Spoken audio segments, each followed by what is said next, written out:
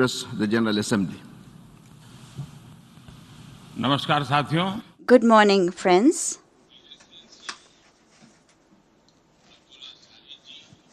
His Excellency Mr. Abdullah आपको Shahid. अध्यक्ष पद संभालने की First of all, I would like to हार्दिक बधाई। warmly congratulate you on आपका अध्यक्ष assuming बनना the office of President of the सभी UNGA. विकासशील देशों Your becoming और president is विशेषकर स्मॉल आइलैंड डेवलपिंग स्टेट्स के लिए बहुत गौरव की बात है।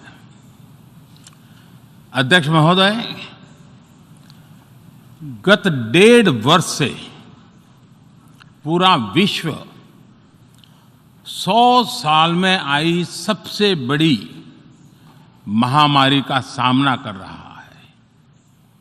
ऐसी भयंकर महामारी में जीवन गंवाने वाले सभी लोगों को मैं श्रद्धांजलि देता हूं और परिवारों के साथ अपनी संवेदनाएं व्यक्त करता हूं।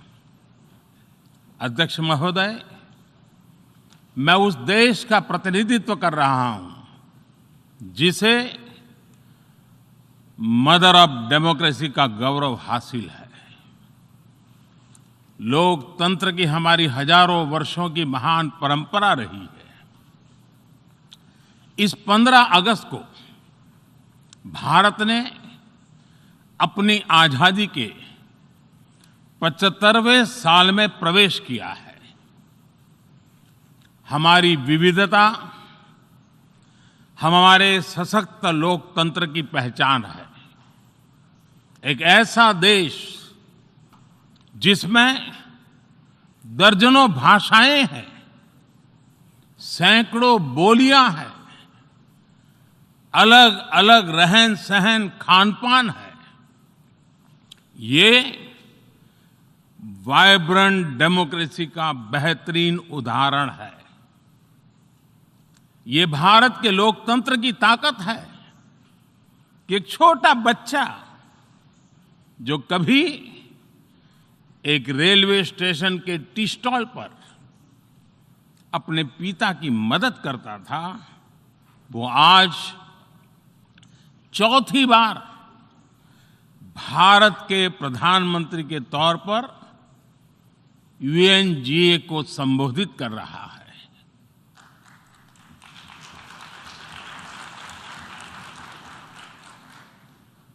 सबसे लंबे समय तक गुजरात का मुख्यमंत्री और फिर पिछले 7 साल से भारत के प्रधानमंत्री के तौर पर मुझे हेड ऑफ गवर्नमेंट की भूमिका में देशवासियों की सेवा करते हुए 20 साल हो रहे हैं और मैं अपने अनुभव से कह रहा हूं, yes, democracy can deliver. Yes, democracy has delivered. अध्यक्ष महोदय, एकात्म मानव दर्शन के प्रणेता पंडित दीनदयाल उपाध्याय जी की आज जन्म जयंती है। एकात्म मानव दर्शन यानी इंटीग्रल ह्यूमनिज्म, अर्थात स्व से समष्टि तक विकास और विस्तार की सहयात्रा। Expansion of the self, moving from individual to the society, the nation and entire humanity. और ये चिंतन अंत्योदय को समर्पित है। अंत्योदय को आज की परिभाषा में where no one is left behind कहा जाता है। इसी भावना के साथ भारत आज इंटीग्रेटेड, इक्विटेबल डेवलपमेंट की राह पर आगे बढ़ रहा है। विकास सर्वसमावेशी हो, सर्वस्पर्शी हो, सर्वव्यापी हो, सर्वपोषक हो, यही हमारी प्राथमिकता है। बीते 7 वर्षों में भारत में 43 करोड़ से ज्यादा लोगों को बैंकिंग व्यवस्था से जोड़ा गया है, जो अब तक इससे वंचित थे। आज 36 करोड़ से अधिक ऐसे लोगों को भी बीमा सुरक्षा कवच मिला है, जो पहले इस बारे में सोच भी नहीं सकते थे। 50 करोड़ से ज्यादा लोगों को मुफ्त इलाज की सुविधा देकर भारत ने उन्हें क्वालिटी हेल्थ सर्विस से जोड़ा है। भारत ने 3 करोड़ पक्के घर बनाकर बेघर यानी होमलेस परिवारों को होम ओनर्स बनाया है। अध्यक्ष महोदय, प्रदूषित पानी भारत ही नहीं, पूरे विश्व और खासकर गरीब और विकासशील देशों की बहुत बड़ी समस्या है। भारत में इस चुनौती से निपटने के लिए हम 17 करोड़ से अधिक घरों तक पाइप से साफ पानी पहुंचाने का बहुत बड़ा अभियान चला रहे हैं। विश्व की बड़ी-बड़ी संस्थाओं ने ये माना है कि किसी भी देश के विकास के लिए वहां के नागरिकों के पास जमीन और घर के प्रॉपर्टी राइट्स यानी ओनरशिप का रिकॉर्ड होना बहुत जरूरी है।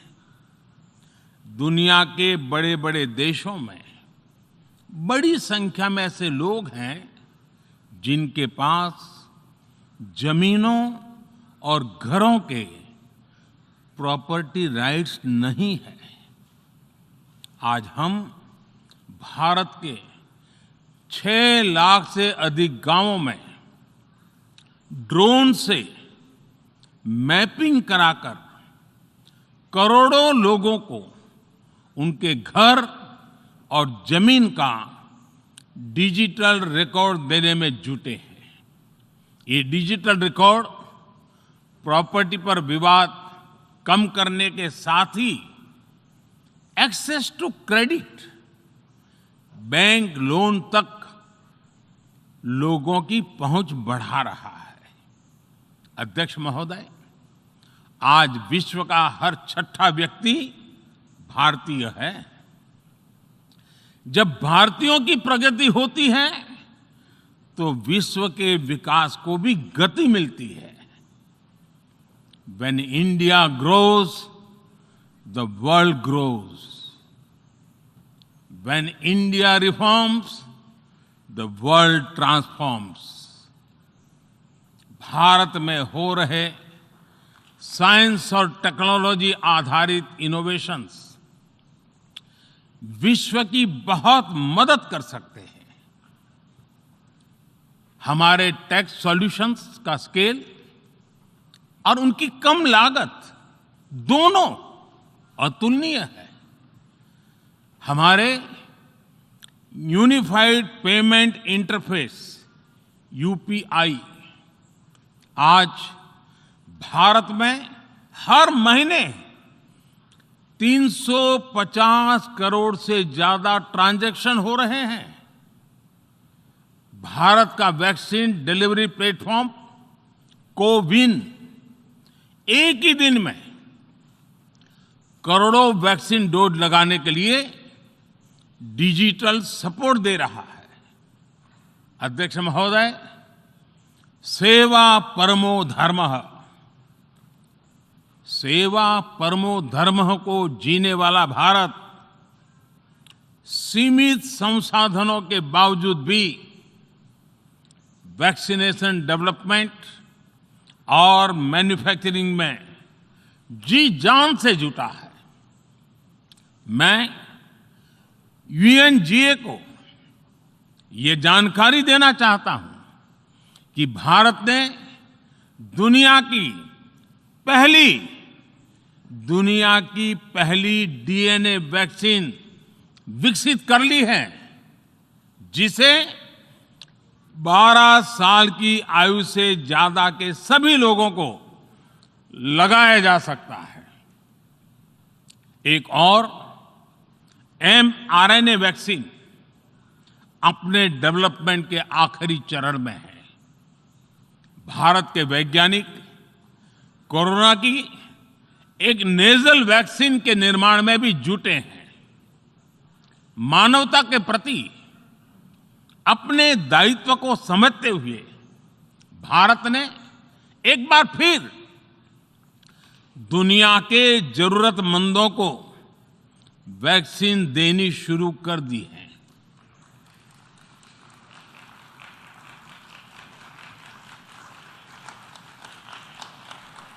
मैं आज दुनिया भर के वैक्सीन मैन्युफैक्चरर्स को भी आमंत्रित करता हूं,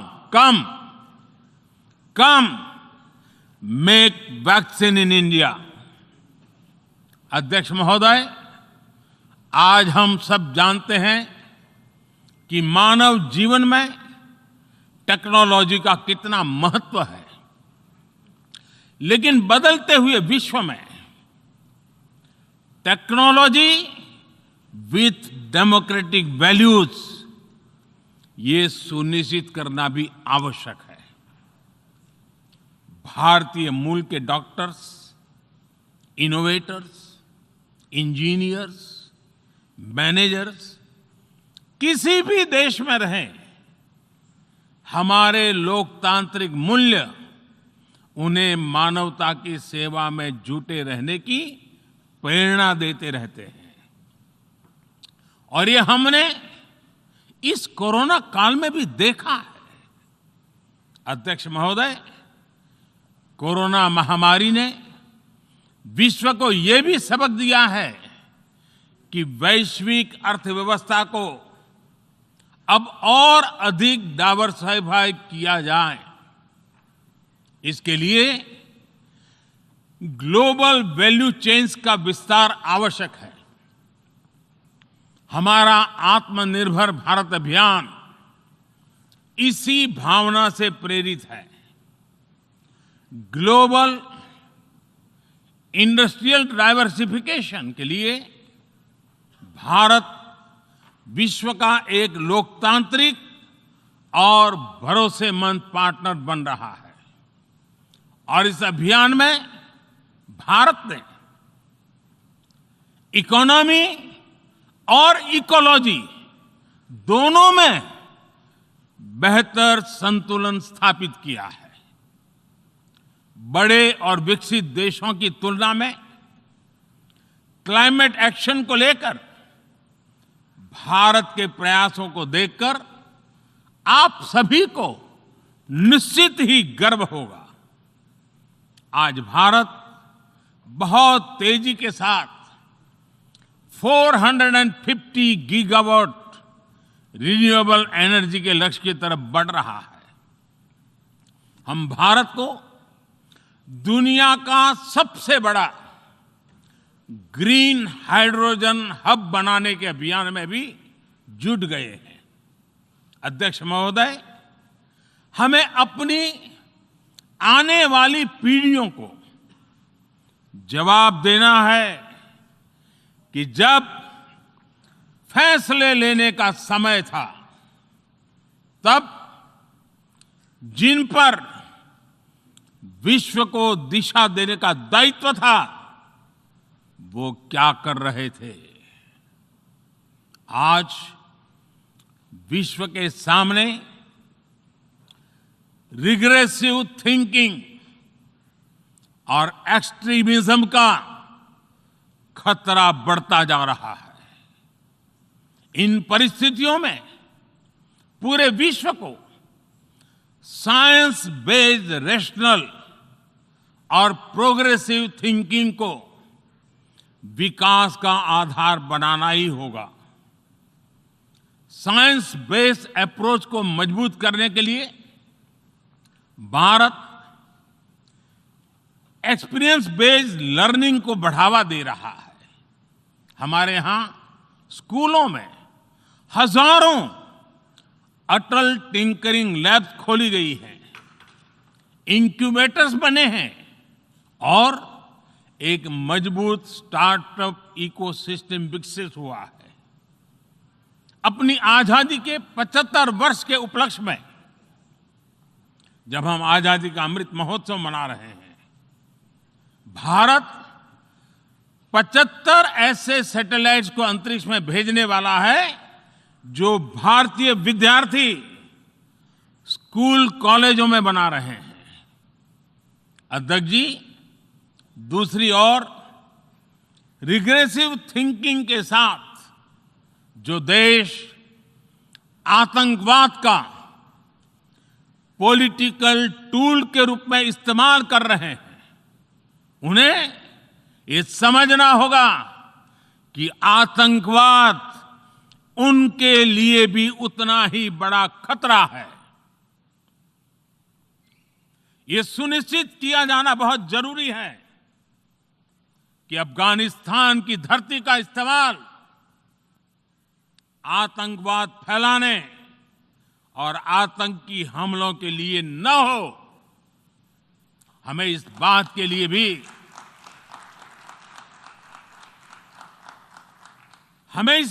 लिए भी सतर्क रहना होगा कि वहां की नाजुक स्थितियों का कोई देश अपने स्वार्थ के लिए एक टूल की तरह इस्तेमाल करने की कोशिश न करें।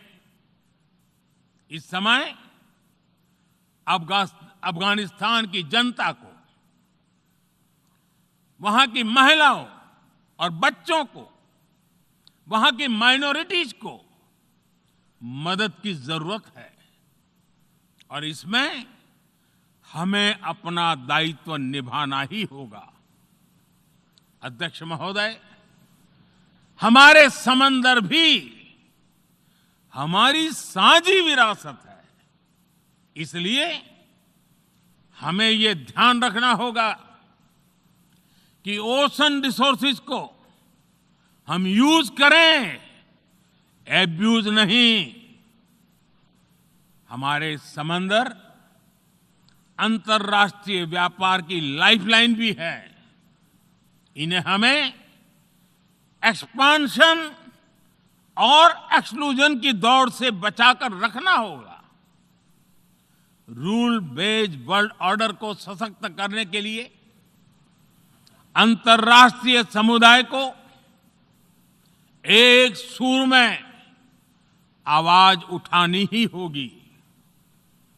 सुरक्षा परिषद में भारत की प्रेसिडेंसी के दौरान बनी विस्तृत सहमति विश्व को मैरीटाइम सिक्योरिटी के विषय में आगे बढ़ने का मार्ग दिखाती है।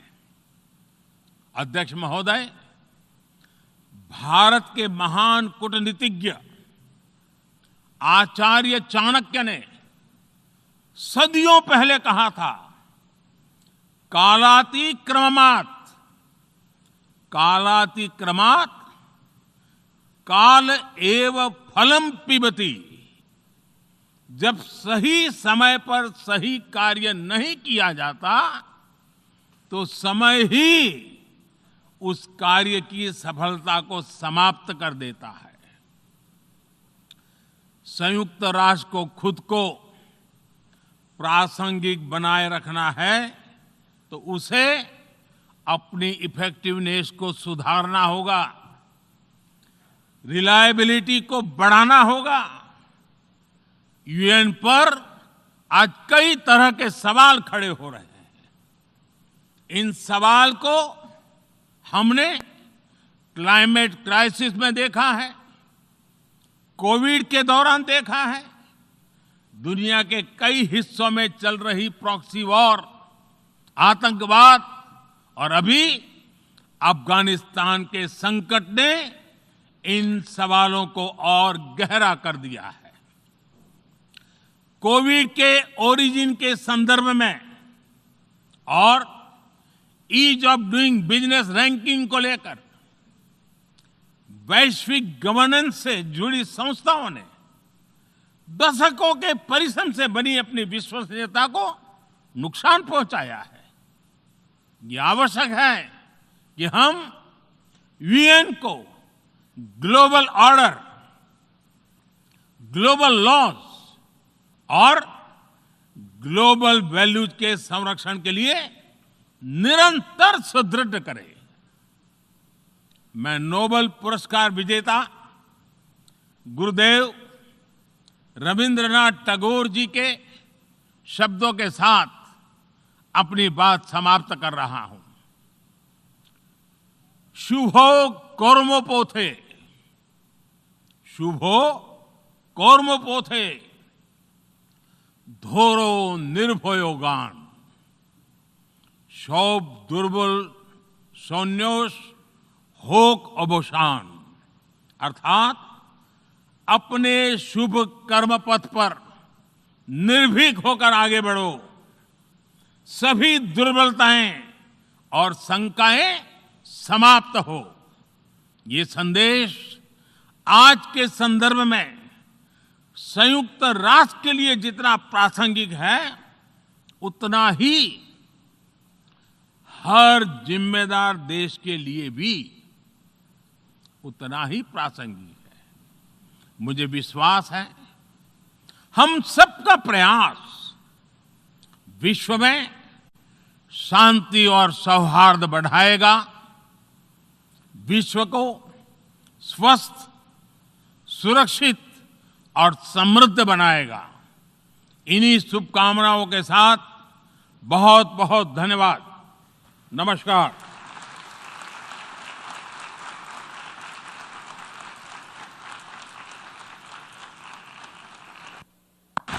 On behalf of the General Assembly, I wish to thank the Prime Minister of the Republic of India. तो प्रधानमंत्री नरेंद्र मोदी का यूएन में ये संबोधन। इस वक्त की बड़ी खबर, पाकिस्तान पर बिना नाम लिए प्रधानमंत्री नरेंद्र मोदी ने बड़ा हमला किया है। आतंकवाद को संरक्षण देने वालों के लिए भी आतंकवाद खतरा है, उन्हें यह सोचना चाहिए। साथ ही प्रधानमंत्री की तरफ से कहा गया है कि अफगानिस्तान की धरती का इस्तेमाल आतंकवाद के लिए ना हो, कोई दूसरा देश अफगानिस्तान का इस्तेमाल ना करे, इसके लिए दुनिया को आगाह होना पड़ेगा। पाकिस्तान